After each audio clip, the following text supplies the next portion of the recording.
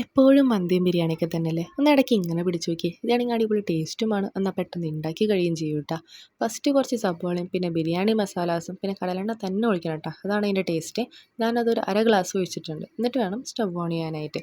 എന്നിട്ട് ഇത് നല്ലോണം മൂപ്പിച്ചെടുക്കണം. ഇടയ്ക്ക് ഒന്ന് ജസ്റ്റ് ഇളക്കി കൊടുത്താൽ മതിയാവും കേട്ടോ. എന്നിട്ട് ഇത് നല്ലോണം മൂത്ത് വരണ സമയത്ത് കുറച്ച് കസൂരി മേത്തി, മഞ്ഞൾപ്പൊടി, പിന്നെ മല്ലിയില, പുതിനയില, കറിവേപ്പില, പച്ചമുളകും കൂടി ആഡ് ചെയ്തിട്ടുണ്ട്. പിന്നെ 2 ടേബിൾ സ്പൂൺ ഇഞ്ചി വെളുത്തുള്ളി പേസ്റ്റ് ആഡ് ചെയ്തിട്ടുണ്ട്. പിന്നെ ഒരു തക്കാളി ആഡ് ചെയ്തിട്ടുണ്ട്. പിന്നെ 1 കപ്പ് തൈര്. അത്രയേ ഉള്ളൂ. വലിയ മസാലാസൊന്നും നമ്മളിതിൽ ആഡ് ചെയ്യാൻ പോകുന്നില്ല കേട്ടോ, പക്ഷെ അടിപൊളി ടേസ്റ്റ് ആയിരിക്കും.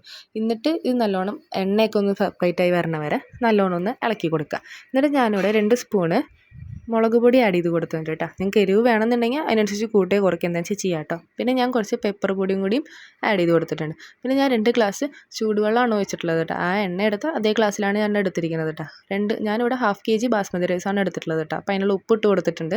പിന്നെ അടച്ച് വെച്ച് വേവിച്ച് നല്ലോണം എന്താ പറയുക തിളയൊക്കെ വരണ സമയത്ത് 250 ഗ്രാം ചിക്കൻ ഞാൻ ആഡ് ചെയ്തിട്ടുണ്ട് കേട്ടോ. എന്നിട്ട് ചിക്കനും ഞാൻ അതിലൊരു 3/4 ഭാഗം ഞാൻ അതിൽ തന്നെ വെച്ച് ഞാൻ വേവിച്ചെടുത്തിട്ടുണ്ട് കേട്ടോ. എന്നിട്ട് ഈ ബ്രാൻഡുള്ള റൈസാണ്, ബാസ്മതി റൈസാണ് ഞാൻ എടുത്തിട്ടുള്ളത്.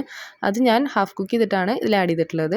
എന്നിട്ട് നല്ലോണം ഒന്ന് മിക്സ് ചെയ്ത് കഴിഞ്ഞിട്ട് 1 സ്പൂണ് നെയ്യ് ഒഴിച്ചിട്ട് അടച്ച് വെച്ച് ഒരു 20 മിനിറ്റ് വേവിച്ച് കഴിഞ്ഞ് ഇങ്ങനെ തുറന്നാണ്ടല്ലോ അടിപൊളി മണമായിരിക്കും വീട് ഫുള്ള്. വീട്ടിലുള്ള ആൾക്കാരൊക്കെ ഒന്ന് ചോദിക്കും എന്താ ഉണ്ടാക്കിയെന്ന് ചോദിക്കും. എന്ന് വെച്ചിട്ടുണ്ടെങ്കിൽ അടിപൊളി ടേസ്റ്റ് ആയിരിക്കും. എന്ന് വെച്ചാൽ ആ മസാലാസൊക്കെ ആ ചോറിൽ ഇറങ്ങിയിരിക്കുന്നതാണ്, അടിപൊളി ടേസ്റ്റ് ആയിരിക്കും. ഒരു വട്ടം ഉണ്ടാക്കി നോക്കിയിട്ട് എങ്ങനെ വന്നെന്ന് കമൻറ്റ് ബോക്സിൽ അറിയിക്കണേ. അപ്പോൾ അത്രയേ ഉള്ളൂ, ബൈ.